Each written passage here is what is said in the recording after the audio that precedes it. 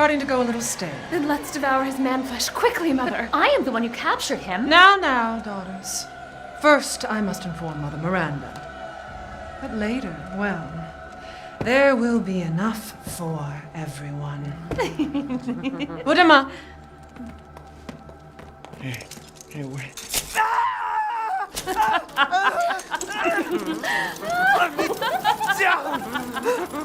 Oh, be careful what you wish for, Ethan Winters.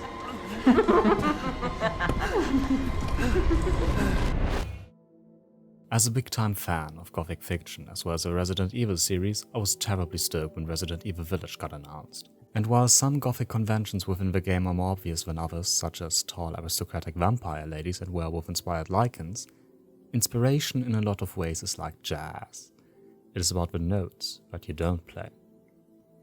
Now that I've played the game, it's really good by the way, I highly recommend it, I realized my time has finally come and this is a good enough reason to leave my COVID cave and put the things I learned in university to good use for once. This here will be a series spanning over 6 episodes if my math is correct, tracing the Gothic origins of different characters within Resident Evil Village. With that in mind, let's find out about Resident Evil Village and the Gothic fiction that inspired Lady Dimitrescu.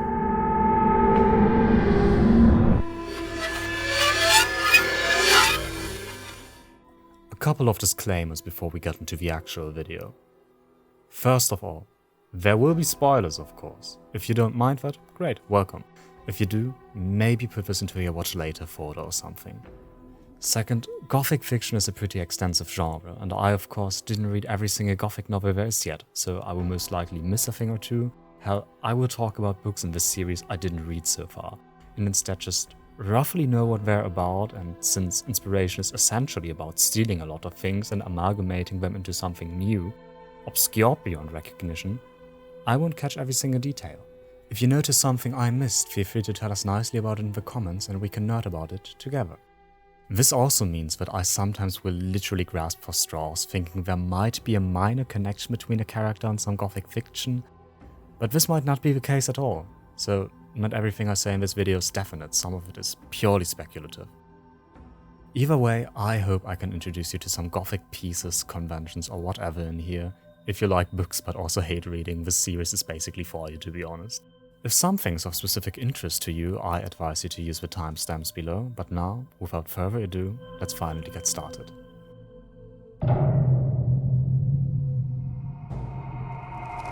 So yeah, let's address the elephant in the room. The one all of you are here for, the tall step-on-me lady that the internet has been thirsting over, the one on the thumbnail that probably made you click on this video in the first place, Lady Dimitrescu as she is called within the game, or Lady Dimitrescu, pronounced the way it should be and how I will refer to her throughout the video. Now obviously, as almost any other vampire that came after it, Lady Dimitrescu is based on the most notorious of vampire tales, Dracula by Irish author Bram Stoker. Partly at least. Some inspirations here are more obvious than others, such as her being a blood-sucking aristocrat, which is by the way an allegory commonly used within British vampire fiction to give shape to class conflict as a concept. Like Dracula's able to enslave people by sheer will, sucks the life out of them, gets stronger because of it, and all that good stuff. Vampires are just a really effective trope to discuss the horrors of a ruling class and the common people they benefit from. Lady Dimitrescu herself does that by constantly getting new maidens, using their blood as an ingredient to an exquisite wine reserved for herself, and then turning their leftover bodies into the so-called Marika. I absolutely butchered that pronunciation, I'm so sorry. So even in death they still fight for her with no free will nor any possibility to escape the castle. It's as grim as it is on the nose, really. Anyways, I'm drifting off. Another obvious note would be her 3 daughters, Bella, Cassandra and Daniela, which of course refer to Dracula's 3 brides. Pretty self-explanatory. The first of the 3 herself is another cross-reference to Bela Lugosi, the OG Dracula actor who single-handedly is responsible for what most of us probably conceive in our minds when thinking of vampires in general. Now that the most obvious things are out of the way, there's another more subtle inspiration behind the daughters, I think. And this one's a little speculative. I'm talking about Renfield, a character within the novel enslaved by the Count who, while being in an asylum, resorts to eating small insects, especially flies, as some sort of clinical vampirism. Turning the tables here, the 3 daughters consisting of a shape-shifting swarm of flies that feeds on humans might have been inspired by Renfield, but as I've said, this might just be sheer coincidence as well. Even if I'm incorrect about this, back to the more obvious things, what they still certainly are inspired by is a lot of vampires, and Dracula himself too, being able to shapeshift into different animals, most famously bats. But I feel like you don't need me to tell you this, just putting it in here for the sake of completion. The Dracula novel pretty much established this, and since then, it's just a classic vampire asset. The names of the inhabitants of Castle Dimitrescu are another nod to Dracula, for their initials spell out A, B, C, and D, which is a clear reference to the book using letters. I love clever writing. Jokes aside, another definite reference to the book, though its first third especially, would be just how the entire Lady Dimitrescu section of the game is set and plays out. It's probably the closest thing we will ever get to Dracula the video game. A small excerpt written by Dracula's prisoner Jonathan Harker from the book itself to make this clear. Sorry. The castle is on the very edge of a terrible precipice. As far as the eye can reach is a sea of green treetops with occasionally a deep rift where there is a chasm. Here and there are silver threads where the rivers wind in deep gorges through the forests. But I am not in heart to describe beauty, for when I had seen the view I explored further. Doors, doors, doors everywhere, and all locked and bolted. In no place save from the windows and the castle walls is there an available exit. The castle is a veritable prison, and I am a prisoner. So yeah, castle on a mountaintop over a small village shunned upon by the villagers themselves. And a prisoner trying to escape from it, for otherwise he knows he will be the newest victim of the unusually sexy vampire in question. A castle itself, of course, is a well-known Gothic set piece. They are old, brittle, segregated, mysterious and yet decadent. Us common folk don't know what is happening within these walls, for we are not supposed to. All these things make you wonder what it's like to live in this castle, and what nefarious deeds it is keeping secret. Authors in the 19th century understood that just as well as we do today, and that's pretty much why castles are ever so prominent in Gothic fiction. There's just something very fascinating about them. Another reference that made me literally holler, I'm serious by the way, I f***ing yelled at my screen when I saw that, because I was hoping they would do that, and they did, and I love it. Is Lady Dimitrescu's mutated form resembling a dragon, because Dracul literally translates into either dragon or devil. The internet wasn't exactly clear about that, but the entire Dracula dragon thing is kinda established by now. Let's just vibe with that. Alright, that's pretty swell and all, but one question remains, I suspect. How did we get from this to, well, this? And I'm not talking about the respective design. I think it's well known by now that Lady Dimitrescu's design is a bit of a rip-off. I'm talking characters. Dracula's essentially a self-centered boomer tyrant who's missing the good old days where people just slaughtered each other for fun, being disgruntled over his family not reigning supreme any longer, and thus wants to go to London because it's the closest thing to an all-you-can-eat buffet he probably had in a while, that at the same time also enables him to spread some of that good old vampirism. Goes without saying, but Lady Dimitrescu almost couldn't be any more different. Yes, they share quite some similarities, but they're not exactly alike, you know. Lady Dimitrescu isn't quite Dracula and vice versa. They just both happen to be rich-ass impeccably dressed vampires, but on paper that makes Lady Dimitrescu as Dracula as Edward Cullen. Point is, there must be a little more to the tall vampire lady than just Dracula. And in fact, we know there's a little more. The developers already gave us the answer to this. Lady Dimitrescu is inspired by the femme fatale trope Countess Elizabeth Bathory, who allegedly bathed in the blood of virgins. There's a nod to this in the game as well, and just as allegedly inspired Bram Stoker's Dracula, though we don't know that for sure. Morticia Addams from the Addams family, and lastly the Hashaku-sama, a Japanese urban legend. So yeah, that's the answer. That's all. Yeah, anyways, here's my theory of Lady Dimitrescu is based upon, even though I now know it's most likely false, and the chances of this being ingrained in her character are little to none. Just so I get to talk more about vampires, because unless Capcom says so, we don't know for sure if I'm not onto something.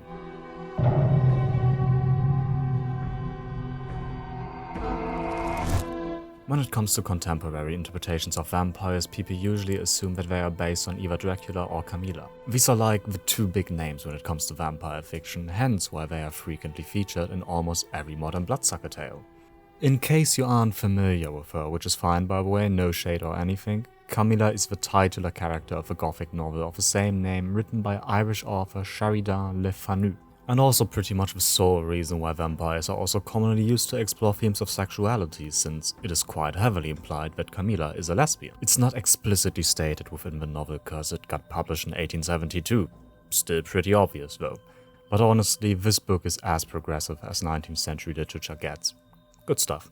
So here's the thing then. If it's always this either-or kind of situation, and I say that Lady Dimitrescu isn't really Dracula-esque, she must be based upon Carmilla, right? But this is where it gets a little convoluted. It's not really an either Dracula or Carmilla, it's more of an and. While yes, these two are very different characters, Dracula is very heavily inspired by Carmilla. And even though chronologically impossible, through cultural osmosis our understanding of Carmilla is heavily influenced by Dracula, since the Count is pretty much, as stated before, the archetypical vampire and also the prototypical vampire. What this basically boils down to is that in arguably every single vampire that came after him, there's a bit of Dracula. And if there's a bit of Dracula, there's always a bit of Carmilla as well. And that's pretty much why this distinction is so difficult, especially because you can't really disconnect the trope from its artistic history. You can recontextualize it, but not separate it. Yet, since Carmilla and Dracula are still autonomous figures, we can try to maybe find some common denominators between the characters. In this case between Carmilla and Lady Dimitrescu, to give a more definite answer to the problem at hand. When it comes to Lady Dimitrescu, I would argue there are, aside from her being vampiric, that's a given, 3 defining traits. First, she's tall. I suppose this design choice was made to make her seem more threatening and overpowering, maybe even to challenge the stereotype of men being larger than women. But as the simping over her has showcased, not exactly what the developers expected. Mind you, this is a rather creative choice and accordingly more independent from our common understanding of vampires, but yet very telling about an attempt to challenge current power structures within a socially constructed gender binary. Second, and the first point does help supporting this, kind of, she's badass. An emancipated femme fatale type of character as confirmed by the developers. And thirdly, she's not, very fond of men. What the hell? You ungrateful, selfish wretch! You come into my house! You lay your filthy man-hands on my daughters! And now you even try to steal my property!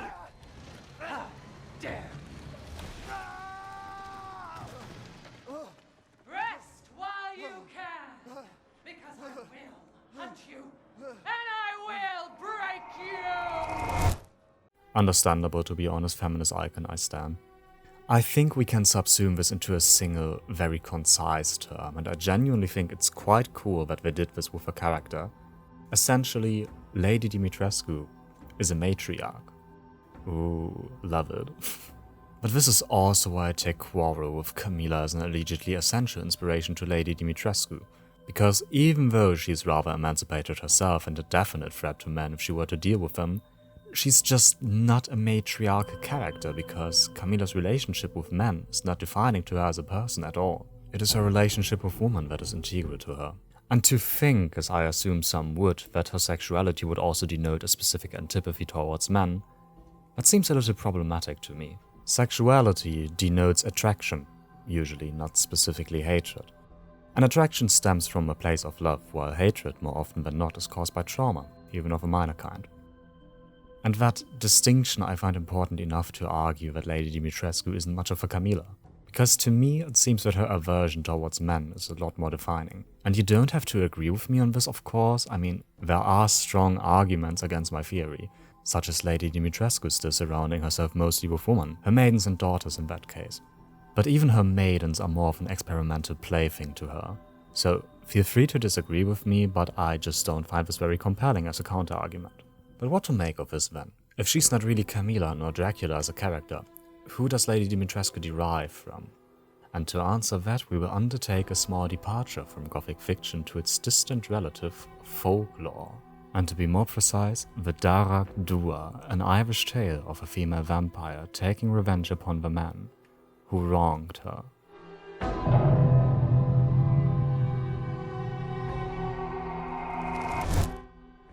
Also, if you can't tell by now, Irish vampire stories, absolutely I love them, they're awesome. I think a small trigger warning regarding domestic violence is appropriate, by the way. I'm keeping it as brief as I can, but yeah, just so you know.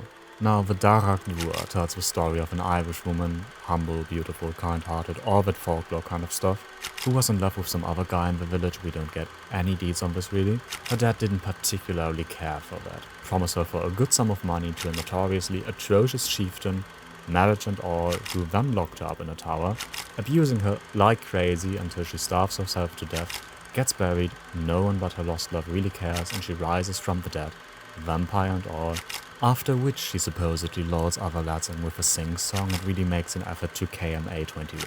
I know my summary sounds a little ridiculous, but it's some genuinely good folklore. There's a link to a proper retelling in the description in case you're interested. Now, as I've said, I don't think this tale has actually inspired the character of Lady Dimitrescu.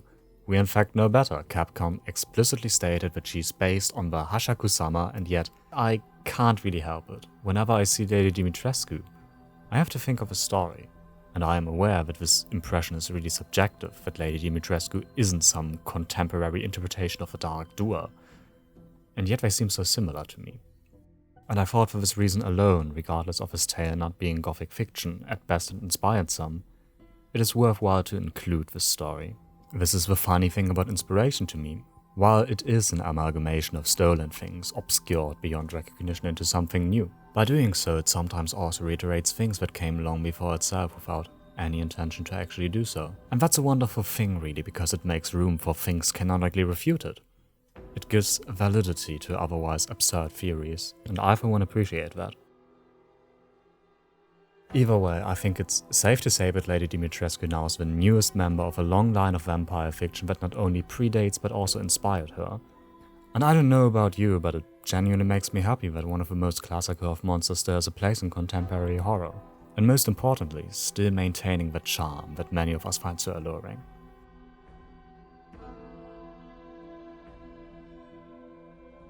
Thank you so much for watching. This was quite a lot of work, so I just hope that someone actually watches it. But yeah, if you liked this video, please consider giving it a thumbs up, and if you want to learn more about the Gothic fiction behind Resident Evil Village, then you might also consider subscribing. I got another video coming, as I've said. Next up will be the dollmaker Donna Beneviento, a very unusual interpretation of a classic ghost story. And yeah, see you in the next video. I hope.